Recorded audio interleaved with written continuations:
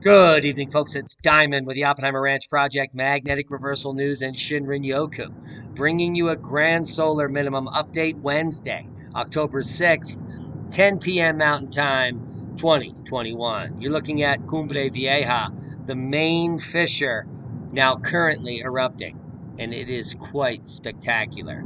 And we'll come back to that. Let's go over the update. La Palma, Canary Islands, no significant changes overnight. Intensity of eruption decreases. Yes. And we have the data set to show that. The uptick in seismicity has dropped down quite significantly, but it has picked up a bit in the moments right before the video, and we'll share that with you. Tiltimeters showing no significant change. In fact, some deflation happening, which means the lava is being pushed out. That's good news. So there is some stability in the eruption. Let's move on to the earthquakes. In the past 24 hours, there is an uptick in larger earthquakes. In fact, 30 quakes of magnitude 3 or above, and 33 quakes between 2 and 3 magnitude, which brings it to 63 quakes above 2 magnitude, which is quite significant, and this uptick has been going on for 48 hours. Now we're going to come over and look at the 3D model, depth and magnitude at La Palma, and this is the most recent version of this live. I'm just going to update it here. It'll just add a few more circles to the mix. Boom! And you can see there is a new uptick and an intensity, a microseismal intensity of around 11 kilometers there. That is indicative of new magma moving up 11 kilometers away. That could take maybe tomorrow afternoon, but we're going to definitely see an uptick tomorrow afternoon, and that will be a boom. Now, today, our good friend Bushcraft Bear, that is on the island of La Palma, picked up something interesting today, and it has to do with lava moving forward. In fact, what he found, here is the lava hitting the sea here, and this is the new peninsula. Right behind it, you can see the peninsula from the last eruption in 74. This is the current eruption 2021 peninsula. But what you can see is a new outbreak that appears to be happening on land. Now, luckily, Bushcraft Bear had his Googles with him, and he looked out there with the Googler. And he saw that what was happening here is a new lava flow had made it to a reservoir. And what we're looking at here is an entire reservoir of water evaporating off in just moments. And let's take a look with Bushcraft Bear as he makes the discovery. And this is getting more and more.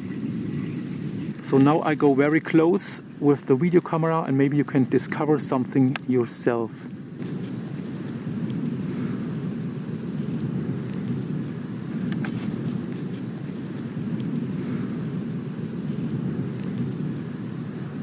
Absolutely fantastic coverage by this guy. He doesn't know what he's filming, but he knows it's important. All right, this is getting more serious now, because now there was a huge cloud with gray or black ash. So it's impossible that it has to do something only with lava and water.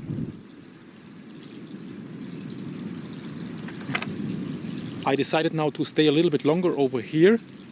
I don't have a smartphone with me, so I cannot look into the news what's going on. I want to find out by myself. On the other hand, I want to upload this video as soon as possible. Look at that, it's getting more and more.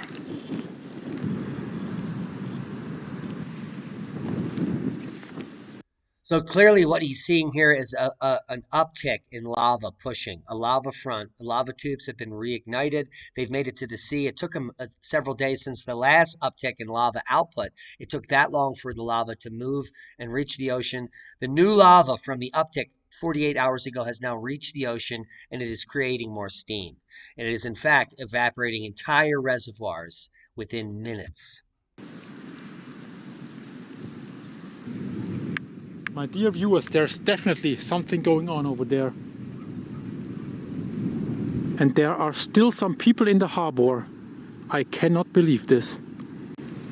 Okay, I will go home now immediately. So check out Bushcraft Bear if you haven't seen him. Great updates from the island, and let's watch La Palma live, shall we?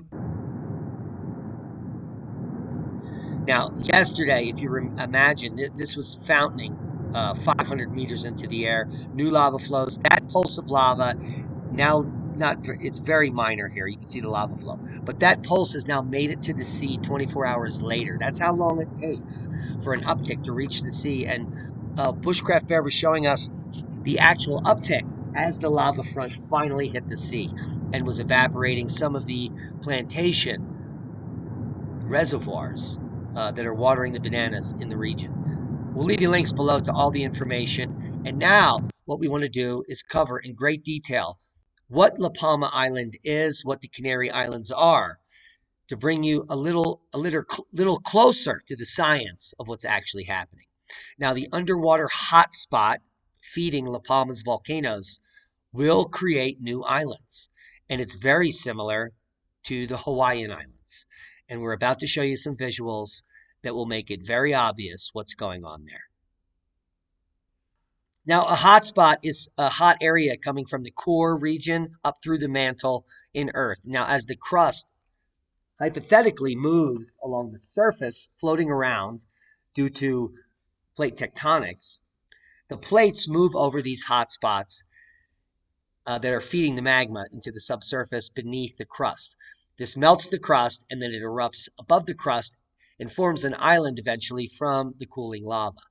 Now, the volcanoes forming the Hawaiian Islands have formed a string or a chain, and that's the same thing happening in La Palma, where the oldest islands are to the east, like Fuerteventura and Gran Canaria, and El Teide and Tenerife are in the middle, La Gomera and then La Palma are to the west, and El Hierro is new and just coming above the surface now.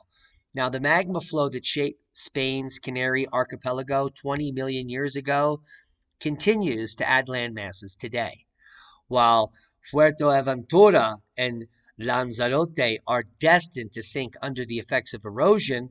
New islands will form in front of them as the system continues.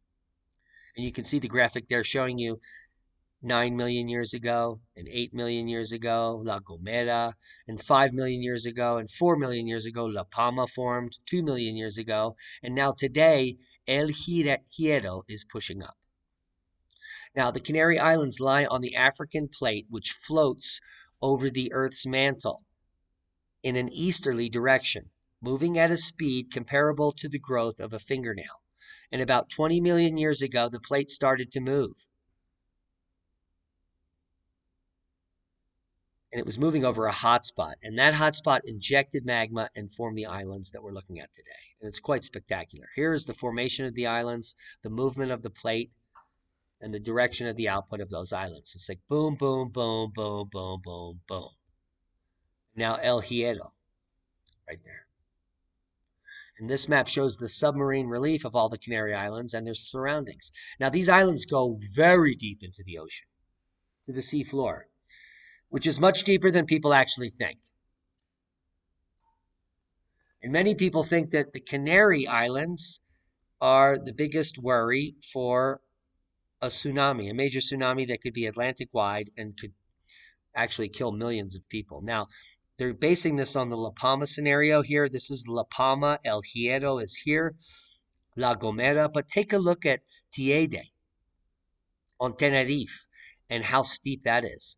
Tenerife would be the first of the islands to calve off into the ocean well before La Palma, in my opinion. So that's our official synopsis. Now, volcanologists believe the magma flow is currently under La Palma. In fact, on the western portion of the island, where it is, in fact, going off currently.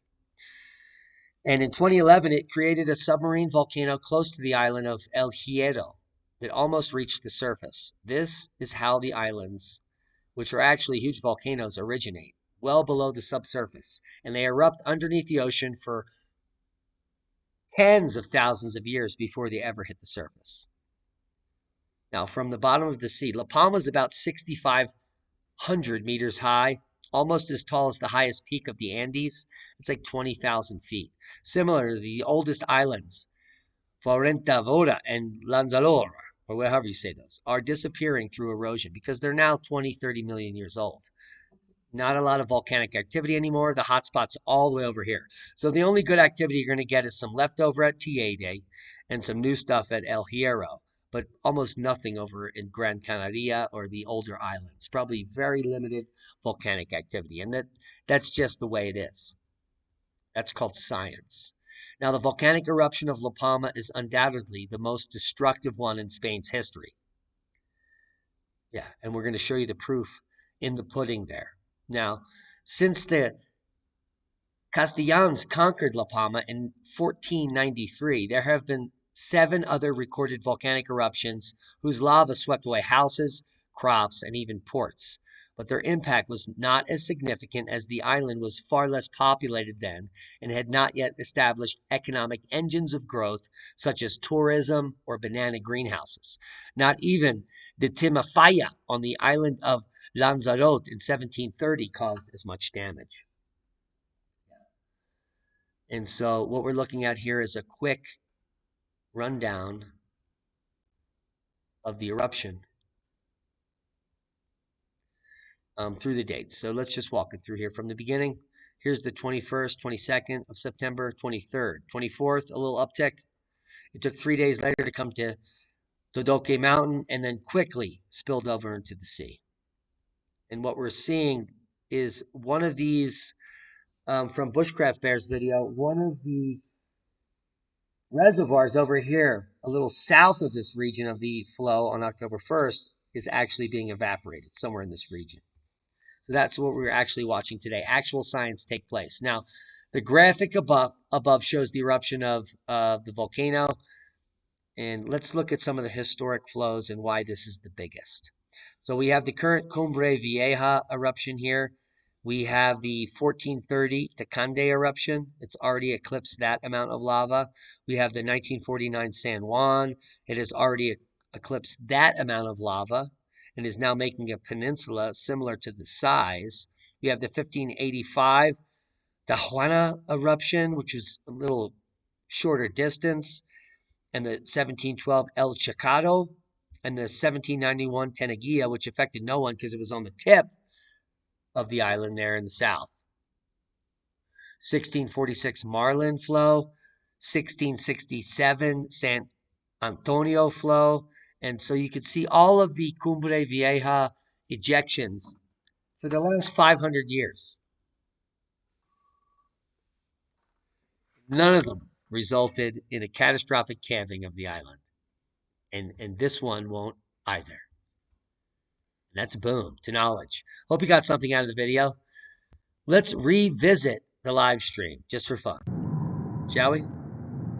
And we'll cover the facts here. It's just at the bottom of the screen. We have 4.35 square kilometers of the surface of La Palma now covered in lava, 1,046 structures destroyed, 33.7 kilometers of roads, and the output is 8,700 tons per day of lava. And that, well, that's a small volcano. But it's also on a small island, so it appears to be bigger than it actually is. Bigger than life to most people who have never actually looked at volcanoes. They think this is a significant eruption, when in fact it's one of the smallest eruptions in modern history. And it's affecting just a tiny portion of the population of this island, thankfully. Just tens of miles away from this eruption, tens of thousands of people are going along their daily lives, going to work, going to school, well, and ignoring the hype. I hope you got something out of the video. There's realism and there's sensationalism, and it's time you figured out the difference. Thanks to all our one-time donors, our Patreons, the heroes that shared this video. Proper prior planning prevents piss-poor performance in a dystopian world where no one knows the difference between up and down. We're here, well, to figure it all out. Be safe. We love you. That's a boom to knowledge. Subscribe to the channel and share this video.